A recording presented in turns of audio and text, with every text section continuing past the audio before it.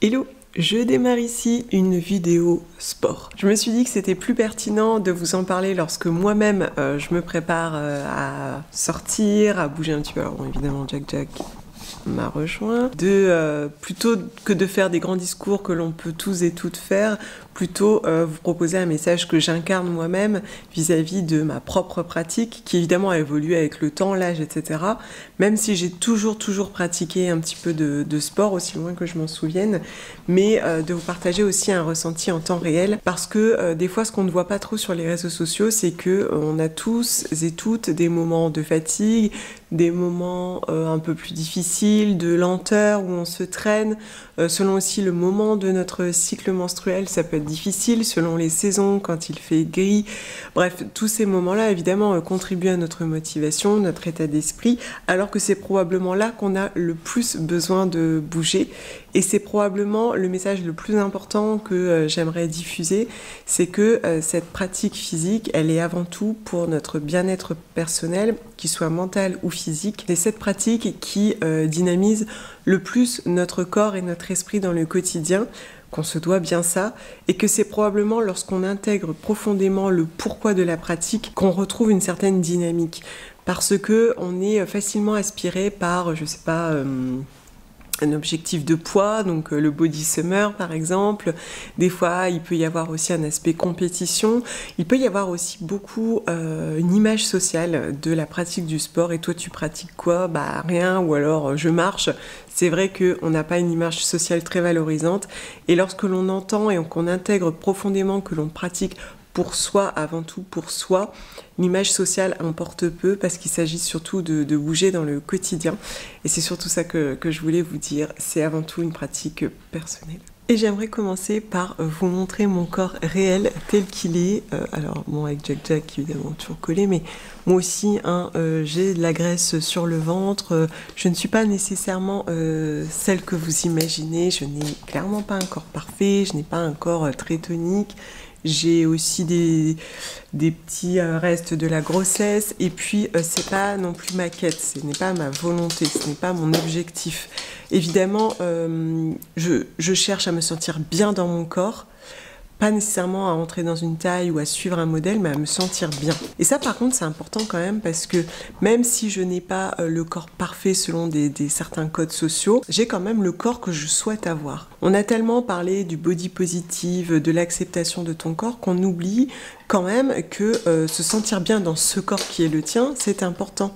Et que si tu as envie, besoin de perdre 1 kilo, ça n'a rien de malsain. C'est peut-être parce que tu n'es pas dans ton poids de forme, parce que tu te sens un peu lourde quand tu as ce kilo en trop.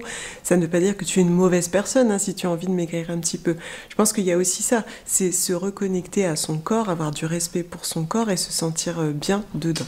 Allez, en route!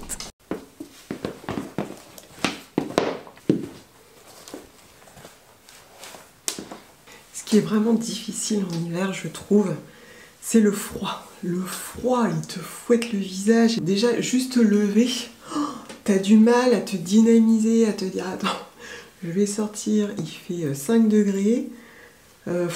J'ai pas forcément envie, j'ai envie de rester là au chaud chez moi, tant que ça passe. » Et le plus dur, c'est d'enfiler ses baskets et sortir.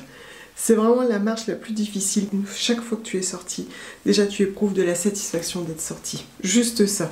T'as pas besoin de courir 10 bornes pour ressentir de la satisfaction.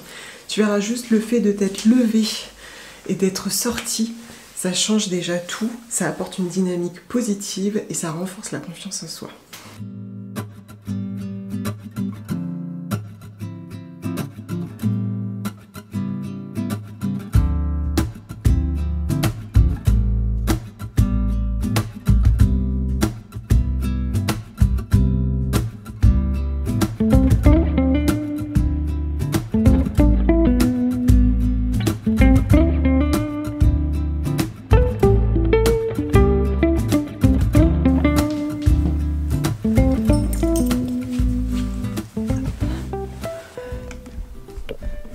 Alors pour faire suite à notre petite sortie running, je reviens surtout vous parler des objectifs. Vous n'êtes toujours pas droit, décidément.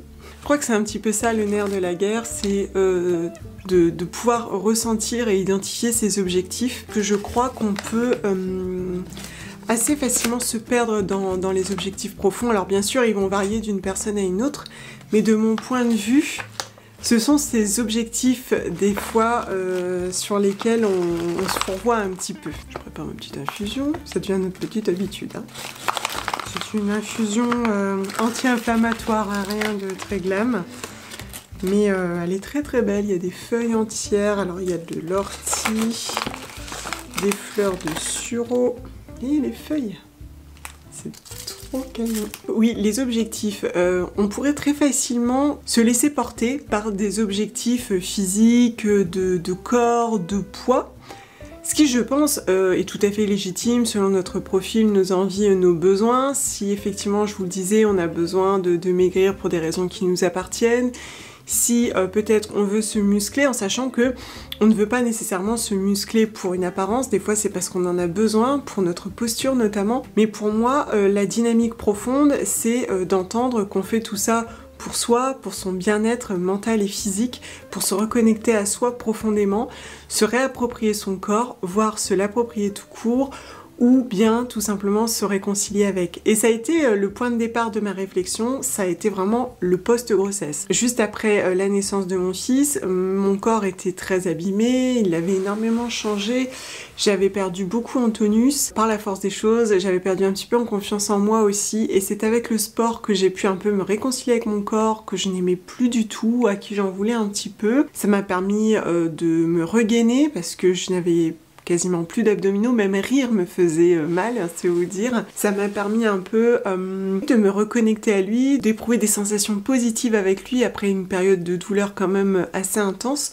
Surtout que je vous l'ai dit, mon fils est arrivé en siège.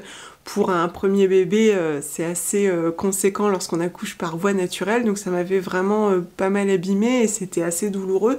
Et ce cheminement avec le sport m'avait permis justement de me réconcilier avec, de me retrouver jolie et de retrouver aussi de la confiance en lui, parce que je l'avais un petit peu perdu. Et je crois que dans les objectifs, ce qui est intéressant, c'est d'entendre et de comprendre qu'on bouge avant tout pour soi, pour son bien-être physique, son cœur, son avenir aussi, la manière dont on va vieillir, pour sa mobilité. Je vous en ai pas mal parlé ces dernières années, mais on se rend compte qu'on est devenu tellement sédentaire qu'on ne travaille quasiment plus la mobilité du haut du corps, parce qu'on travaille beaucoup sur les ordinateurs, sur notre téléphone, etc. Et que ça commence à avoir des conséquences sur notre posture. On développe des troubles musculo-squelettiques qui vont être assez problématiques dans l'avenir.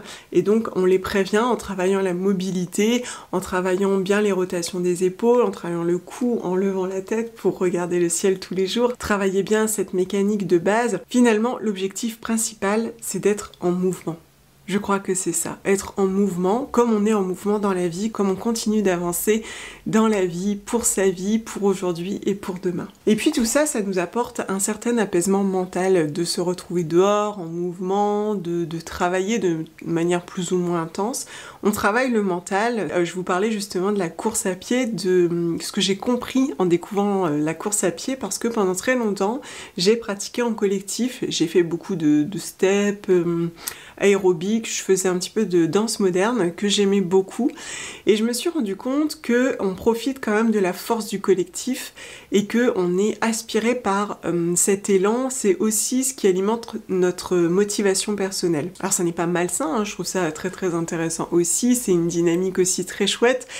J'aimerais d'ailleurs reprendre la danse depuis quelque temps, mais ça encore c'est autre chose. Ce que je veux dire, c'est que lorsque j'ai découvert la course à pied, j'ai découvert que on se connectait totalement différemment à son corps et à son esprit. Dans un sport individuel, on est avec soi, et rien qu'avec soi. Et d'ailleurs, quand on discute avec des personnes qui ont du mal à courir et qu'on prend le temps de creuser, c'est pas tant dans la pratique que c'est difficile, c'est dans le fait de se retrouver seul avec soi-même. C'est vrai que c'est pas toujours très facile, on se retrouve avec nos idées, avec nos inquiétudes, nos contrariétés, et justement dans le sport, on entre dans une dynamique différente. Et puis aussi on travaille la force du mental, parce que oui, on travaille nos cuisses, on travaille notre souffle, mais aussi on travaille notre résistance mentale.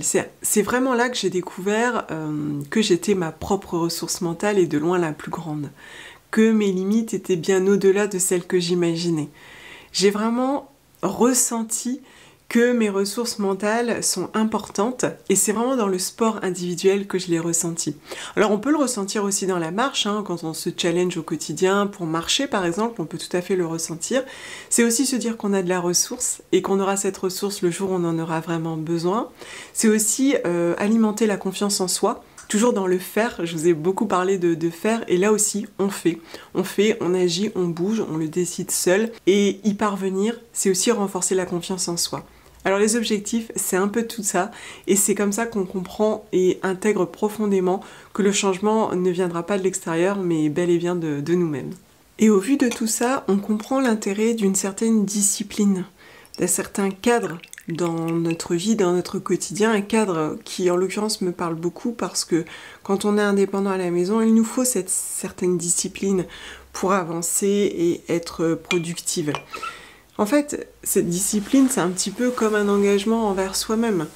On s'offre du temps, on s'offre de l'attention, on s'offre du repos. Par exemple, on peut caler sur son emploi du temps 2 créneaux dans la semaine, sur le midi, le soir, peu importe, où on va faire du sport, on va pratiquer, on va aller marcher, on va sortir pour s'offrir aussi cette bulle de décompression dont on a besoin. Pendant un certain temps, j'ai travaillé dans un magasin de Lille et j'y allais à vélo, donc je rentrais à vélo, y compris au cœur de l'hiver, et vous voyez, ces 15 minutes à vélo était hyper bénéfique parce qu'elle me permettait vraiment d'évacuer le contenu de la journée, de faire la transition et je me suis aperçue que ce soit sur mon corps ou sur mon mental, ça avait énormément de bénéfices. Alors ça peut être ça aussi, se dire que tous les jours désormais on rentrera à pied, même sous la pluie, qu'on prendra un parapluie, c'est aussi faire preuve d'une certaine discipline et oui, on en a besoin de cette discipline.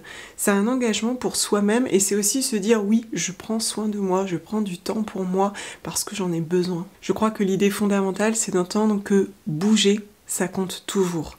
Danser, marcher, ça compte toujours. Oui, c'est ça, bouger, c'est être actif dans ses journées, dans sa semaine. C'est aussi dire à ton corps, oui, je suis active, oui, je suis maîtresse de mon corps, de ma vie, de mon avenir. C'est autant de signaux positifs qui sont bénéfiques pour le corps et surtout l'esprit.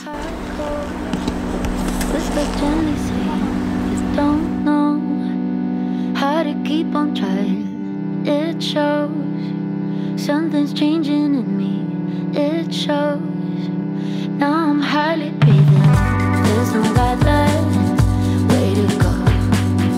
Like a Roman without a goal. That goes, tell us we pray to get this.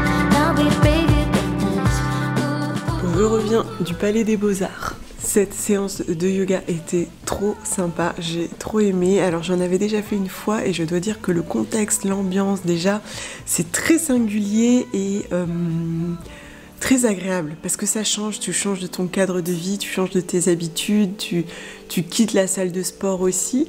Et puis cette séance, je l'ai trouvée particulièrement intéressante parce qu'à un moment donné, elle a mis de la musique et elle nous a invités à danser, mais vraiment dans un mouvement très ample pour travailler les muscles qu'elle nous avait fait ressentir juste avant. Donc j'ai payé 5 € pour la séance et vous voyez typiquement ce genre de séance assez atypique. Je trouve ça assez sympa aussi pour se motiver, se stimuler, changer de nos habitudes. Et puis après, on se laisse guider, on se laisse porter par la voix de la professeure ou du professeur. C'est une dynamique encore différente, mais vraiment basée en plus sur le mouvement. Et je crois que le fait d'être dans un endroit différent d'habitude, ça nous invite à encore plus de présence. Enfin, j'aimerais vous reparler de la marche, une activité bien trop sous-cotée selon moi. Et pourtant, si on écoute bien, les médecins conseillent la marche pour compenser beaucoup de pathologies, stimuler tous les sujets, quel que soit leur âge. C'est que cette activité a bien de multiples bénéfices. C'est effectivement une activité plus lente, qui permet aussi d'observer et de se reconnecter au vivant aussi. D'ailleurs, je pense que la marche, c'est la première activité physique dont je vous ai vraiment parlé, et pour cause, je trouve qu'elle est vraiment bénéfique et accessible à la plupart d'entre nous. Et vous savez, ma grand-mère n'a jamais possédé de voiture, elle n'a jamais eu le permis, toute sa vie elle a marché pour faire des distances des fois incroyables. Et jusqu'à ce jour, du haut de ses 102 ans, elle marche encore. Peut-être son secret de longévité, je ne sais pas. Mais ça montre à quel point aussi on peut cultiver l'endurance et puis le gainage aussi, le travail des muscles profonds et le travail de l'organisme tout court. En parlant de longévité, etc., hier, la prof de yoga nous a fait faire un exercice que j'ai trouvé assez intéressant. Elle nous demandait de changer de position sans nous aider de nos mains. Donc soit de changer, soit de se relever, donc en étant à quatre pattes puis debout, ou bien en tailleur puis debout avec des appuis différents. Et elle disait que selon elle, c'était assez intéressant justement sur la manière de vieillir. Attends, je vais vous montrer, je sais pas si vous allez voir. En gros, c'est vraiment de ne pas s'aider de ses mains. Hop. Donc elle nous a fait faire par exemple d'être à quatre pattes. Tu relèves tes mains et tu te relèves toute seule. Celui-là, il est relativement accessible, je pense. Et puis, il y a être en tailleur et se relever sans les mains.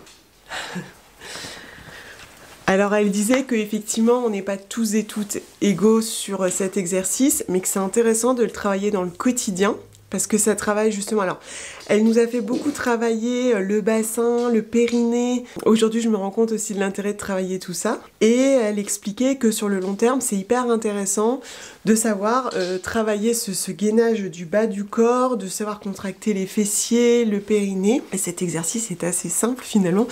D'ailleurs, je me suis dit que j'allais travailler avec mon mari et mon fils aussi, puisque visiblement, en tout cas toujours selon elle, ça peut avoir un réel bénéfice. Et on peut tout à fait le faire chez nous. J'ai trouvé que c'était assez chouette. Alors bon, je vous parle de longévité, mais peu importe, comme je vous disais, on le fait avant tout pour soi, être reconnecté à soi. Et la marche, je trouve que c'est vraiment une très belle activité. Toute ma vie, j'ai marché, sur les conseils, encore une fois, de ma grand-mère. Hein. Je pense que c'est vraiment elle qui m'a appris à avoir cette ressource, cette endurance, à oser croire en moi, à ne pas avoir peur d'essayer. Et c'est vrai qu'aujourd'hui, je suis capable de longtemps marcher, de faire de très longues distances seule, ça ne m'impressionne pas du tout.